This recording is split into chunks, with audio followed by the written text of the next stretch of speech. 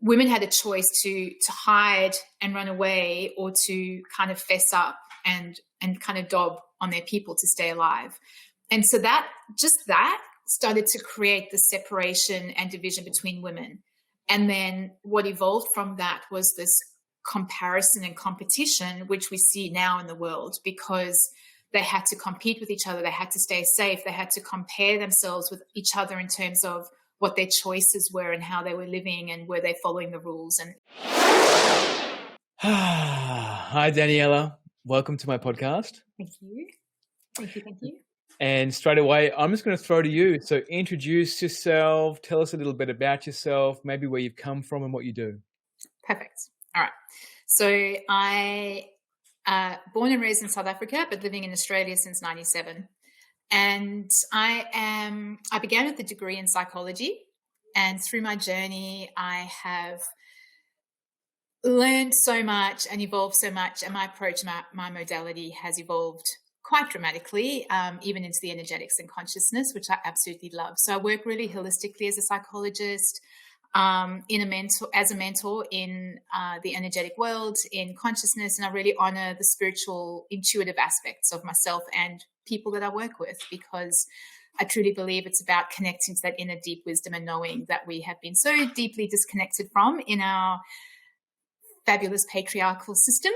My passion is really about supporting people in, like I've said, like really gaining that deeper understanding and connection to who you are, to what you're about, what you stand for, because we've been so conditioned to do and live according to a social conditioning, and that's no longer working.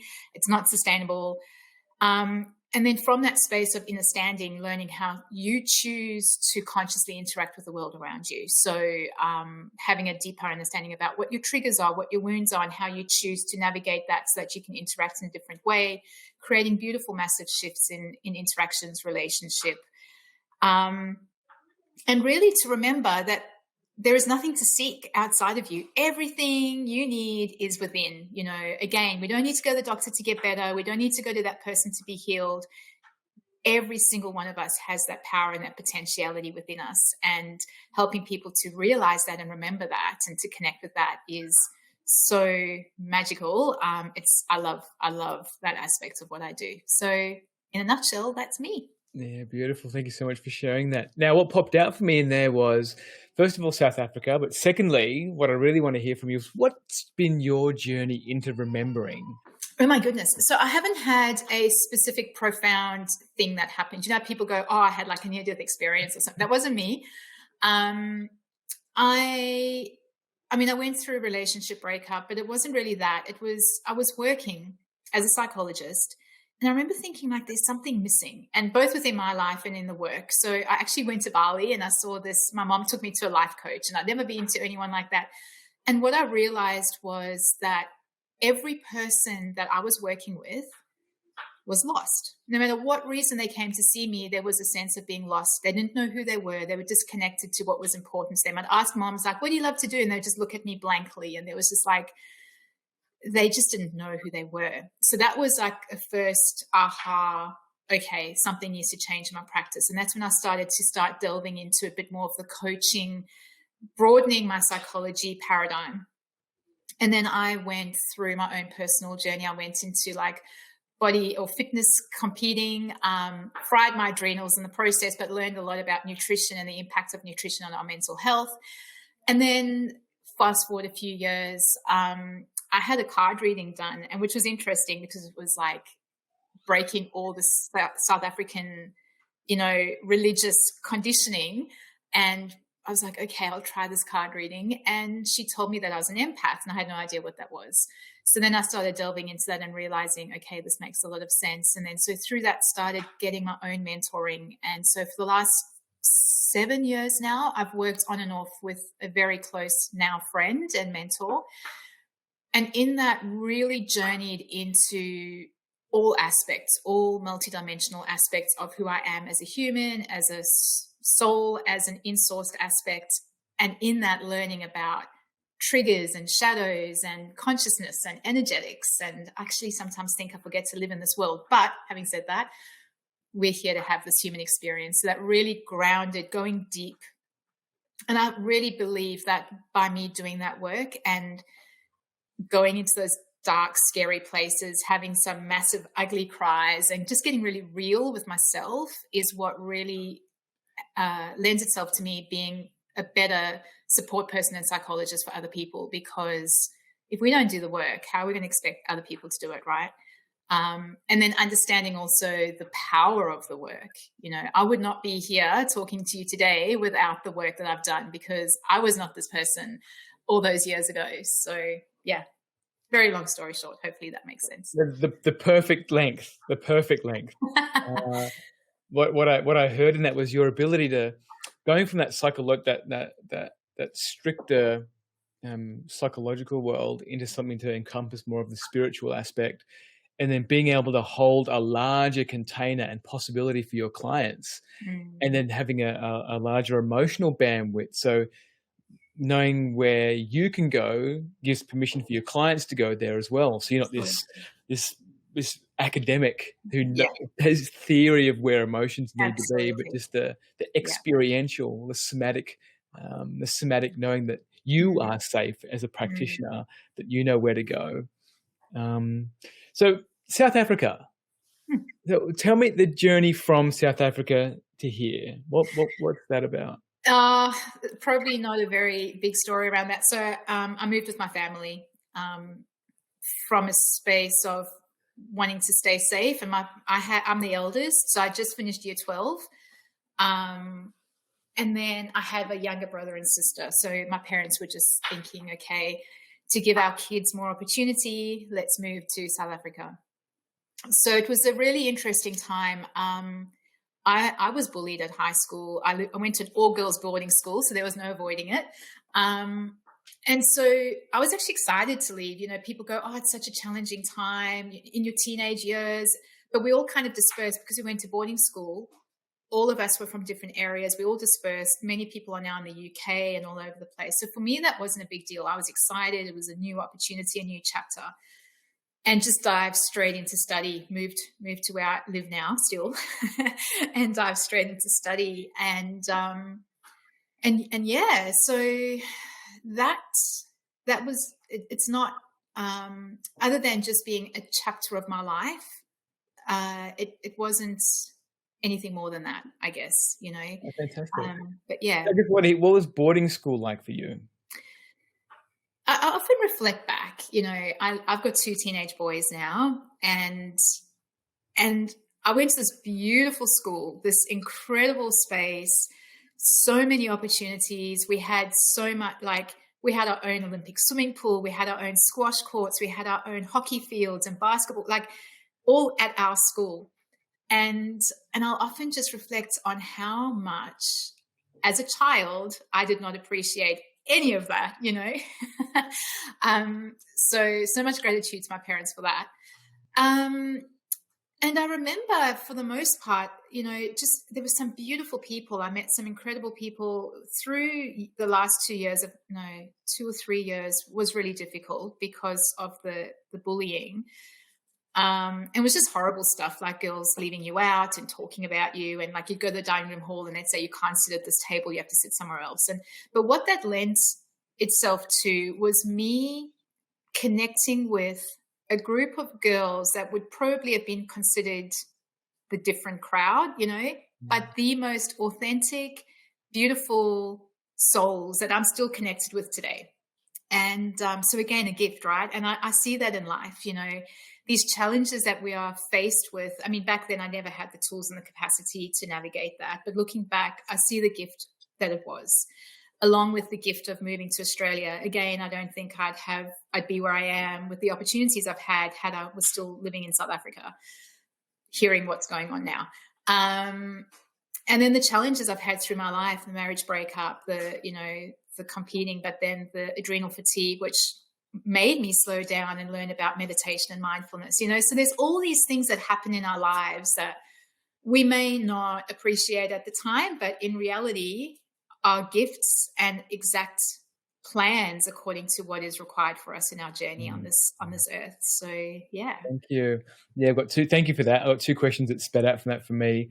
One will take us down the psychology route, and the other one is one I want first is um, Mean Girls and this concept of women that bully, right? And the teenage years in particular, it shows up a lot for women in particular. When you really want to speak to women, because I don't think that gets voiced nearly enough. Like this women berating women or keeping secrets, and I think it's in spiritual communities there can also be this like subtle jealousies or little snide like henpecking towards other people, Mm. really supporting each other.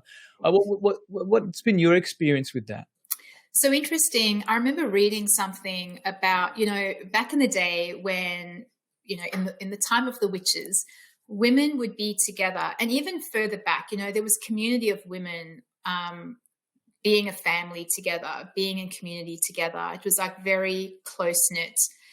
And then when all that stuff went down, I can't remember what they called it. There was a name, but how they explained it was that women had a choice to hide and run away, or to kind of fess up and kind of dob on their people to stay alive. And so that started to create the separation and division between women. And then what evolved from that was this comparison and competition, which we see now in the world, because they had to compete with each other. They had to stay safe. They had to compare themselves with each other in terms of what their choices were and how they were living, and were they following the rules, and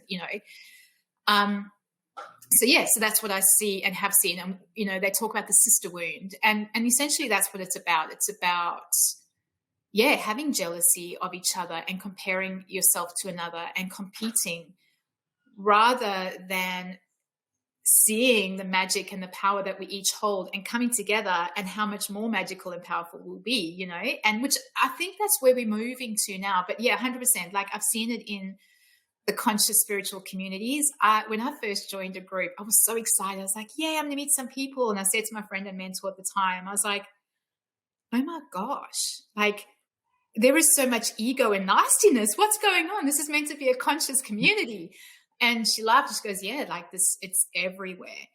And even like local communities that I've tried to join. So in that though, I think as I've done my own work, and as I've been able to heal my own sister wounding and start to then observe it in others, I've been able to just drop into my heart and hold compassion and love, and then see them in that, and have no attachment, be completely neutral in my emotional response. And that in itself, I see, has shifted my interactions with other women. And it's been a really interesting journey. And I really would love, so I'm starting to move also into women's work in terms of women's cycles and how we can flow with our cycles better. And in doing that, I'm hoping to, again, bring women together to start working and connecting with each other through something that I guess as a collective has been a potentially traumatic experience because of all the social conditioning around it, but then starting to unify and find our powers together, and again, healing some of that sister wounding. So Beautiful. Thank you. That was perfect. And in regards to the cycles and you working with women in their cycles, my partner encouraged me to read The Period Queen, which is an amazing book. And because I've known about the cycles that women go through, and having a grounded foundation that I can use to support her in those cycles has really helped her in now I'm in take phase. All right, cool. What do you need? Yeah. Right? Now I'm in give phase. Yeah, great. Awesome. And the whole thing, right? Yeah. And that's so beautiful. I put a post up last night just to start sharing some of the phases. And I had a man actually reach out and go, are you sharing this with men? And I'm like, yeah, I want to. I held a free event a few weeks ago, but no men showed up. But that doesn't stop me. Like, I'm going to, keep, I guess it's first for women to show up to it. I have a nursing client, a young girl, but she said, Daniela, I don't even know what the cycle from a biological factor, like what it is. And I'm like, what? How is this even happening? So we need to break that and then lean into it, and then just gradually start helping men to feel comfortable talking about it. Like, Mm. I've been a bit more open with my teenage boys. They're pretty grossed out, but not like terribly, but I'll drop it in every now and again. But I think it's important so that, yeah, we break that stigma and men can support women, because when we can flow with our cycles, we're so much more powerful. And then when they feel supported, when they're in the phase that they can be supportive, they'll be like 110% more so, you Totally. know? So yeah, it's a And that's very been exciting space. a very exciting space, yeah, and that's been my experience where over my last few partners, I've always tracked their cycles on a little app, to see like where they're at, more for my own personal benefit of not getting When to pregnant. steer clear. When to stick there, more in physical intimacy side of things. Yeah. But then also knowing that when they are premenstrual, knowing that their sensitivity dials like crank right up, so Mm, smells and irritations and things, and it allows mm, me to have that additional buffer of compassion, because their body's doing things that their body's doing, yeah. and it's just gonna play out however it needs to play out. Yeah. And then my partner's just had a child, and her cycle started again like last month, and starting to log the cycles again. And she's gone back to the period queen to read it again. Oh, what was this about? Because over her whole pregnancy, all those cycles just went out the window. I was like, Yeah. Yeah. that's been an amazing experience for me. And I guess for a man's point of view, for me, because I work from home and I have my own business, and I know that my partner holds the household together energetically. Knowing how I can support her, make sure that whoever comes into the house feels that vibrancy and energy that's available, Mm, and that when she, and you, like exactly what you said before, that when she's supported, like that comes back to me 10x of mm, whatever I'm present for, whatever the gifts are, whatever her intuitive nature leads me to, mm. I know is pure intuition and pure divine spark. Yeah. Yeah. Um, so I guess like for a man who's interested in building his own kingdom and having longevity in his relationships, knowing his partner's cycles creates a template and a map for them to work together as a unit.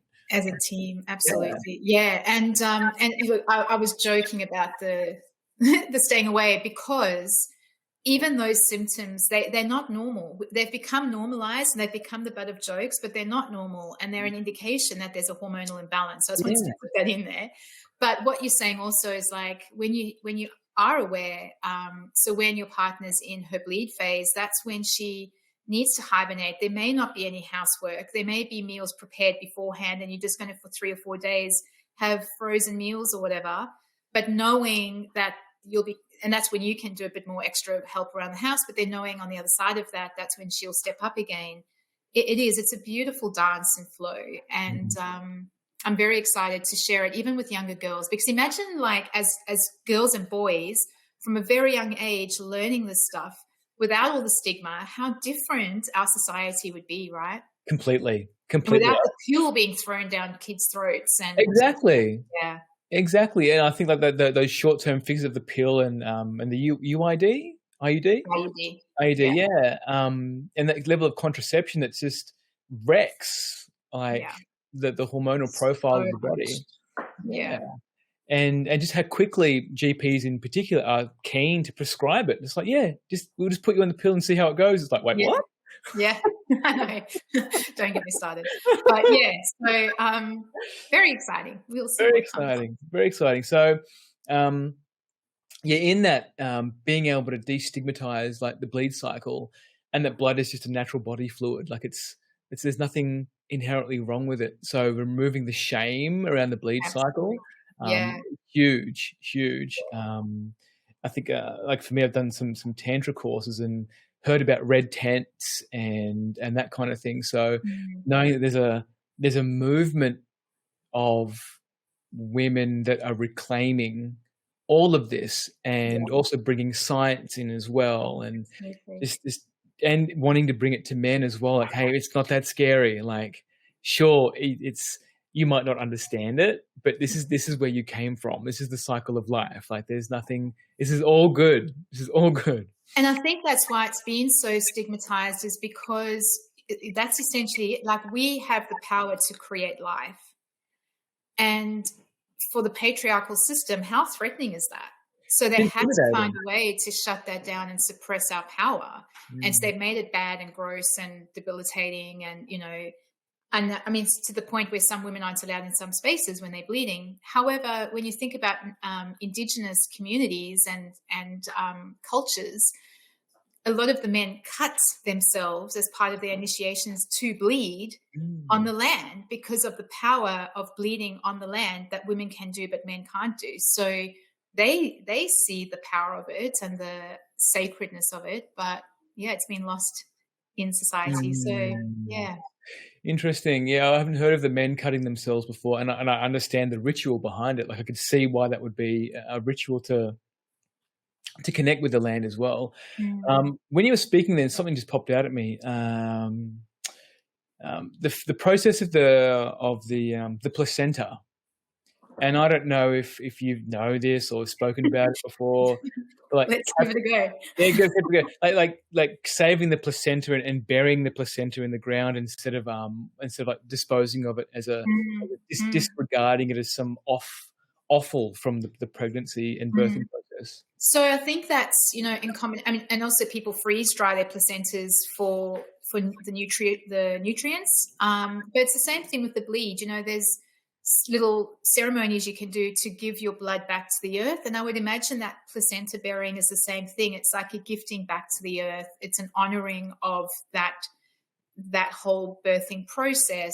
and that the functioning, because the placenta is like, it's everything in a pregnancy, right? And so it's like where everything is combined, everything is joined together, the baby to the mom to the umbilical cord that can energetically connect to the earth, Mother Gaia's womb. So yeah, I would imagine I never knew this stuff when I was early in my pregnancy and with my young kids, but I kind of wish I did, because it would be a beautiful honoring process of the birth of the mom, of the baby, and of nature, because it is a very natural process. So, and the same thing, women do little sacred blood ceremonies, like I said, and they just give an offering back to the earth and pour the blood on the earth, or some people use it in the gardens. So there's all different ways and it's just that different way of connecting with yourself, with your body, with nature, because that's what it is. Even nature has her cycles in terms of the seasons and, all sorts of things. And so do we. And it's about how do we connect with that and make it a natural part of life again, rather than something that's become stigmatized and wrong or Mm. bad. So, yeah. Thank you. That's perfect. I love that reply. My next question is why psychology? So, it's kind of linked in with the moving to Australia. So, my dad was my biggest supporter, and I would always go to him for advice. And so I was coming up to the end of school. We knew we were moving to Australia. We moved to a place that was not a main central city. So it's a small country town, but it's quite big now. And the university only had a few options. I always knew I wanted to, and I think, like, when I did work experience in year 12 or year 11, whatever year it was, I went to a psychologist to observe and have a conversation with her, because I think with the bullying and stuff, I always felt like I wanted to help people. But I was choosing between nursing and psychology. So I knew I wanted to help. Nursing and psychology were both being offered at the university. And my dad was always like, make sure you get a good degree so you can support yourself financially, and, really encouraging something solid. And then when we looked at those two options, as much as I'd love to do nursing, he was like, oh, shift work, be careful when you've got a family. I don't know if that will work. So I just chose psychology. So it was just like a random choice. It wasn't a deep passion for my whole life or something. Like, there were choices, but I still chose it. And then, yeah, like, really grateful for where it's taken me. So, yeah. Beautiful. So where would you say what the benefits are of that structured, like that analytical world in the context of helping someone discover themselves? The reason I'm hesitating is because I'm questioning how structured the process is. Great. That's the correct answer. Let's just keep For me going. personally, I've just had an interview for some work, and there were these questions, and I said to them, look, I'm reading these questions and I've just realized how holistic and wholeness focused I am in my work, because I don't do any of this stuff. So I had a bit of a giggle, but look, I mean, there is a process in terms of, I won't delve into the depths of the dark shadow without creating some fundamental foundational tools first, right? So the way I work with somebody, it's not, I had another girl ask me, like, your, what did she call it? Like a case outline or something. I was like, a what? I don't do that either, because each person's unique and individual. Yes. Everybody comes to you, like, they might come both with anxiety, but this person wants to deal with their relationship and this person wants to deal with, I don't know, their capacity to go to the shops, so everyone's unique. But I'll always start with those fundamental principles of, focusing on what's in your control. You can't fix and change people around you. Learning how to ground and connect and breathe, the meditation aspects, daily movement, just kind of like a first aid kit, really, of little tools that you can do every day to get a sense of, okay, I can manage myself, a sense of empowerment over, if I'm feeling anxious, for example, I can do this. Then we can delve deep. Okay, where is this stemming from? Why is this coming up? What is that trigger? Where is this wounding coming from, or whatever it might be? But then they've got those foundational tools to support themselves as they navigate that. So I guess that is probably the most structure I can say in terms of, like, this is where I start. I'll never start here. But then we kind of build on that depending on the individual. Fantastic. And what are you working on at the moment? So a couple of things. The women's coaching stuff. So I'm delving into that, and probably, there's a lot coming out from there. I'm also going to start bringing in the archetypes into each of those, the different female archetypes from each of the different phases, and really playing in that space. I'm also working in collaboration. I've got two very good friends, one being my friend mentor and another one that we've been working with we've been working together for a couple of years. And we've got a few programs that we put together. We've just finished an 8-month program together. And essentially what it's about is guiding people in becoming their in-sourced self. So, learning to transmute. So I'm just going to go step backwards a few steps. So we're energy, emotions are energy, experiences, everything's energy. This is energetic exchange, right? And through our lives, we're not taught how to feel our emotions. We're told to suppress them. Don't be angry, don't be sad, go to your room, come out when you're happy, or whatever it might be.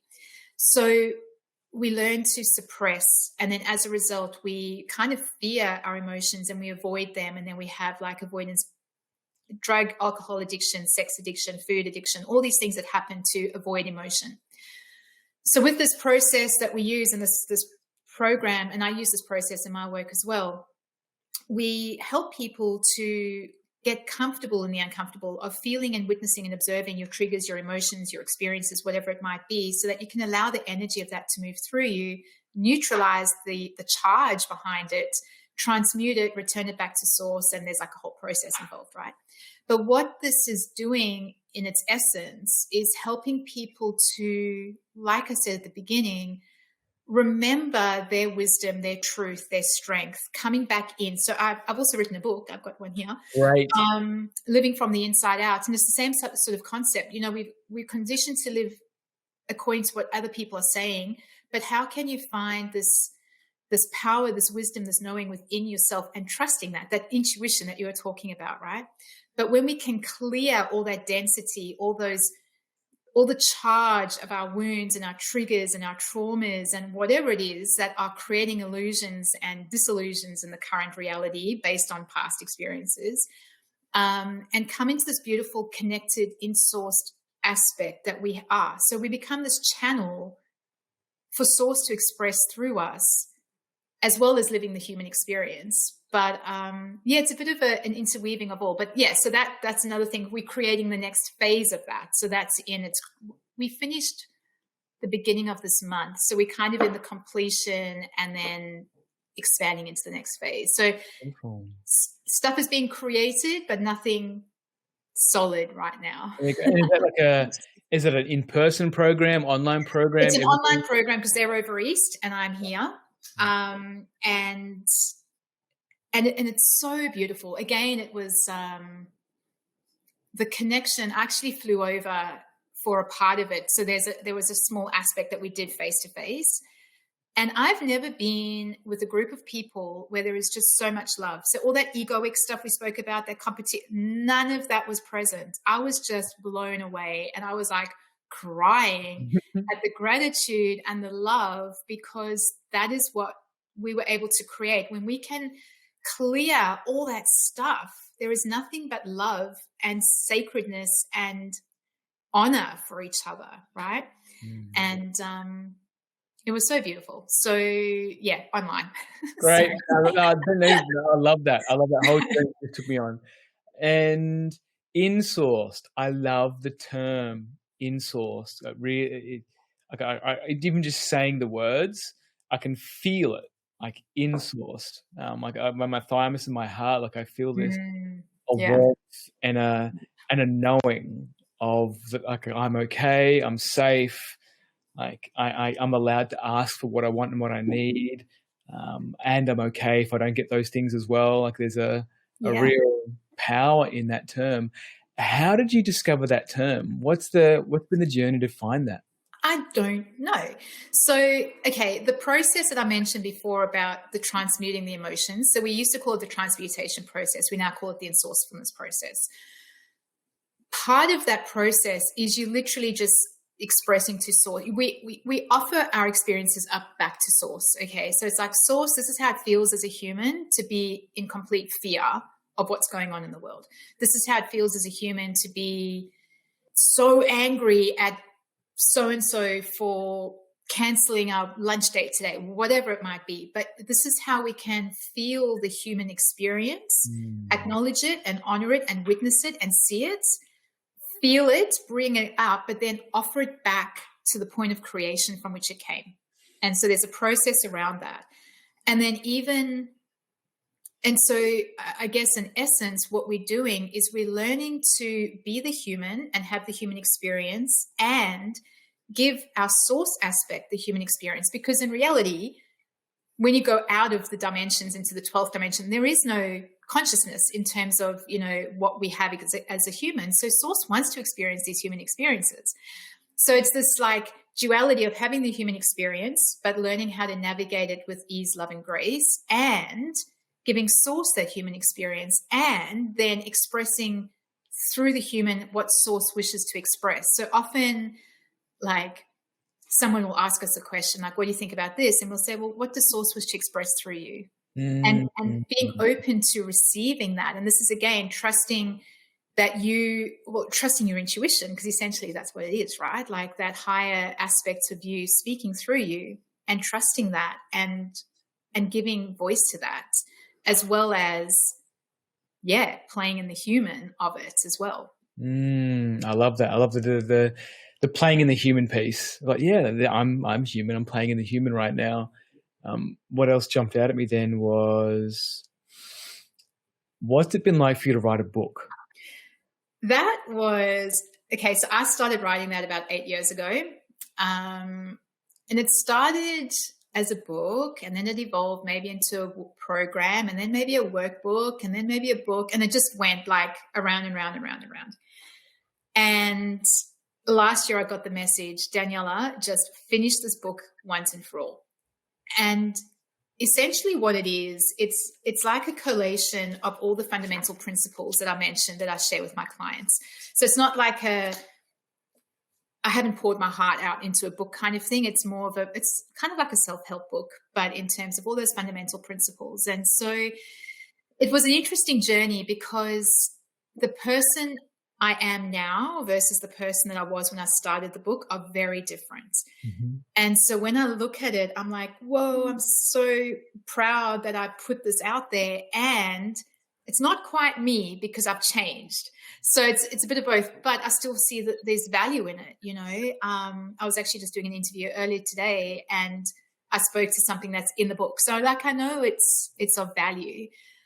And I was so excited. Like when I finally got it's published, I was like, yay. And I started crying. I was so happy. And I was like, whoa, people are going to read this. Oh my word. And I had this like freak out. It was quite funny. And, but yeah, it was a really beautiful experience just to share and collate, but then finish that project as well to create space for the new. So yeah, feel more will come. I'm doing a bit of intuitive writing now, as well as creating a bit of a book / workbook and journal for the flow cycle stuff. So who knows? I'm just opening up to what source wishes to express through me. Yeah, beautiful. I love that. And in that, I've got a question for you. Where or what would you like to see for your own vision for humanity, like where we're at right now? Where would be your ideal? Like, what does Source want to express through you about the vision of humanity?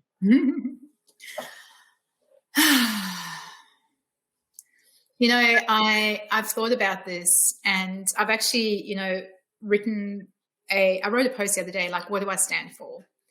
And I can't remember the exact wordings, but it's literally about connection and unity and love. Like there's a word. I can't think of what it is, but like, I know it sounds like, wishy-washy, but I really believe the power of love and that vibration and how it can shift a perspective 180 degrees. I often share a story about my son, like when he was about 8, having a meltdown and ranting and raving. And I just stood in love and I just witnessed him, and I just watched his tantrum. Like he just was watching me and yelling, and then he just kind of came down. And that's always stuck in my mind. And I've had many more experiences, but that one in particular, because it was a real visual experience of the power of just holding love. We're not giving love to anybody. We're just holding that vibration and frequency. And then, I often think we would not be in this world if everyone just had love for each other and stopped hating on each other. And so anyway, love and unity, but from a genuine, authentic, integrated space, none of this egoic, fake, just real. And the other thing we're talking about is this concept of win-win-win. That's the other thing. Like, where can I gain from this experience? Where can you gain from this experience? Where can humanity gain from this experience? And so it's that whole sharing of energy and outcome in experiences, rather than that, that greed or that taking without giving, and that imbalance in energy. So, but yeah, so that would be my dream, like Source's dream would just be for people to live in community or common unity and, live connected to nature, respecting and, being the deep caretakers of the land that we're here to be, honoring Mother Earth and helping her to heal, because she's just been destroyed, and living in sync with all of that together, growing our own food and making things. I've got a friend that makes baskets from leaves, like it's so cool, like going back to those grassroots. And in that, like, just loving and supporting each other, and just being the best versions of who we are to really live. And then, so beyond that, being in the energetics, like being able to be sitting in circle without even talking, but like telepathically communicating, and those like really cool things. Beautiful. Yeah. Thank you. I love that. I love that vision. What popped out at me when you're speaking was the non-patriarchal model of where does money fit in? And I don't know if you've ever thought about this or felt about this, like what's there for you on that? In terms of money? Yeah. You know what? I did an exercise last night on my relationship with money. And it was this really random meditation where you go to a meeting with money. I'm here, money's there. I'm sitting looking at money, feeling into the energy. Then I go into money and be that money, and and what I got out of that was I saw myself a little bit less than money, and money had the power. But I just wanted to foster a really good, healthy relationship with money. And then I went into money, and money could see that I had good intentions, and there was potentiality, and money was open to having this relationship. And I can't remember if I came out of that or what, but there was this, in the connection with money became this fun. It was fun. And that's just been with me all day. And I think from what you've just asked me, if there was money, so I was like, oh man, yes, if I had money to share, it would be so fun. I could help my sister pay off her house. I could help the community build something fun. Maybe we'll create something whatever. Have fun with it and take away the greed, the responsibility, the stress, the density around money. But in that vision that I had, obviously back in the day, there was no money. It was all exchange. So whether we have the capacity to go back to that, I don't know the reality of that, to be honest. However, if we can shift the vibration of money into something like fun and play and joyful, that would be a whole different paradigm to live in, So, yeah. Yeah, fun money that's fun. I love it was that. so fun. I was like, this is so cool. Bring it on. So in your journey of healing your own wounds and insourcing, how has that impacted your family of origin dynamic? How have you seen your family iterate and change with your transformations? So small doses.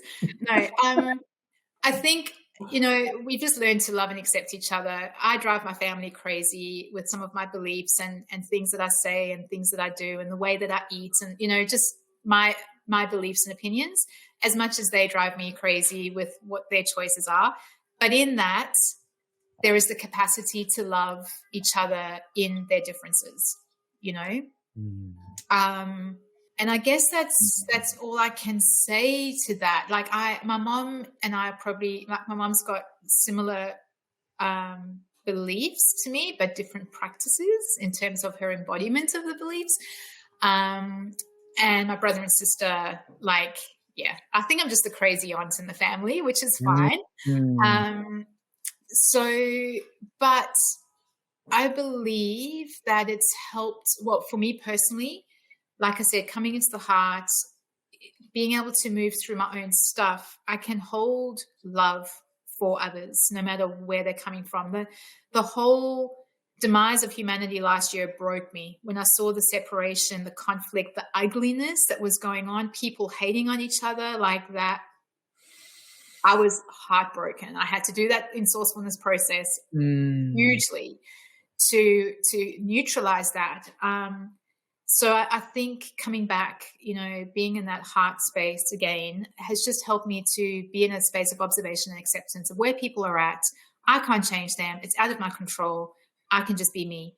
And then being me and showing up as me consistently and with integrity, it may ripple out, and who knows, I might influence one of the kids down the track, or, something may happen, but it's not for me to be in control of that, right? It's not my journey. And so, yeah. Beautiful. Thank you. How can people get in contact with you if they want to work with you, if they hear there's something in Daniela's voice, she's got something that I want to lean into? Yeah, absolutely. I'm on Instagram and Facebook. So Facebook is Daniela Princey, or Daniela Princey Psychology Through Consciousness, and Instagram Daniela_Princey, I think it is. I've got a tree link or link tree or whatever those things are called in my Instagram as well. So I've got my website and everything in that. And I've got emails and things, but that's probably the easiest to share here. Fantastic. Yeah. And is there anything else that you'd like to share? Is there anything that's on your heart that you feel like you'd like to give birth to? Just one thing. It dropped in yesterday. I was driving home I work away on Wednesdays, and I was driving home and I was reflecting on the self-help industry. And I'd listened to something, and it really made me realize this underlying assumption, maybe, that is in the self-help industry, that we have something we need to fix, which means we're broken. And I'm like, no, this is not truth. And so I started questioning whether I'm in any way unintentionally promoting that. So I just want to reiterate that when we do this work, you're not working to fix something that's broken. It's not that by any stretch of the imagination. What we're doing is we're helping you to waken up to, or I talk about understanding who you are, what makes you tick, what your wounds, what your triggers are, what all that stuff is, so that you can, kind of like a phone, you can just upgrade it. We're not fixing it because it's not broken. We're just embodying that aspect of us and then upgrading that to a new embodiment, or a higher vibrational embodiment, or just another, Daniela 2.0, if that makes sense. But I think it really makes me sad to think of people thinking that they're broken. And potentially, you know what, I might have been there once if I think about it, but you're not broken. You have aspects of you that are playing out in your adult life that maybe is from the childhood. So it's just another aspect of you that requires love and compassion and understanding and acceptance. And then you embrace it, and then you can up-level it to another version of you that is both of that. We are that person and this person, but we can bring them together into another level, so that you can navigate this human reality with a little bit more ease and grace. Yeah, thank you for speaking to that. I think that's really important. And I know myself have been on that journey too, both on the giving end and the receiving end of that, where my ex-mentor would say to me, don't just come into the workshop and expect me to fix you. This isn't a fix-it shop. This is something where you come in, get grease and oil change and go. You need to be present to what's actually going on for you. And it can become quite addictive looking for all the stuff that's broken. It's like, there's this, that's my child, I'll take that with my therapist next week, or this thing that's broken, and you go sort that out. And then bringing a self back into wholeness, and knowing that the version 2 is a great analogy of like, no, there's this thing that I know keeps playing out, this block, this pattern with money or relationships, or there's something in my body as well. When you spoke to nutrition, like it can be, well, maybe just your diet. There's nothing wrong, but maybe it's your diet that needs to be tweaked a bit. Yeah. And approaching it from a place of, I'm just upgrading. I'm looking at this because when I've moved into a pre-qualifying stage for clients, when clients call me up, they ask me, John, can you help me? And I'll ask them what's wrong and ask them a few more questions. Sometimes I'll hear that they're coming to me to be fixed. I'm like, this is not what I'm here for. And I've mentioned this before, but I'll turn clients away where it feels like they're just, fix me, John, fix me. It's like, no, take what you've gotten so far, go live your life for maybe a year or so. And if something comes up, let's have a conversation in a year's time. And let's dive into that, because right now, back-to-backing personal development and that on you need integration time, right? And that too. Yeah. And I think there is a real addiction and the word empowerment is coming through. Like there's a disempowerment when people keep seeking from others. Yeah. Whereas when we can empower them and go, hey, yes, you've got this shadow aspect that keeps showing up. It's not wrong. It's not broken. But how can you see that, witness it, embrace it, and bring the light aspect in, but it's for them to be empowered in doing that, as opposed to feeling they need to keep seeking outside of themselves, which comes back to that inner work I was talking about at the beginning. Totally. Yeah. So, and then like in that, just lastly, I repeat and repeat and repeat with my clients, there is no judgment, just full love, acceptance, and compassion. And that's the only way we can navigate this, because we've all made mistakes. We've all got traumas and woundings. And no matter how small, that little boy in year 5 that didn't share his toy can be a trauma for some people, So there is no value or measurement on that, but just holding so much love and non-attachment and non-judgment and compassion, then we can navigate this journey. Yeah. Mm, beautiful. Thank you. Daniela, thank you so much for being here. Thank you for inviting me. Yeah, you're welcome. It's been an honor to listen to you and share your wisdom, listen to your wisdom, and share yourself with everybody that's going to listen to this. And if anybody that wants to work with Daniela, make sure you check her out, look up all of her stuff. And thank you. Thank you. Thank you.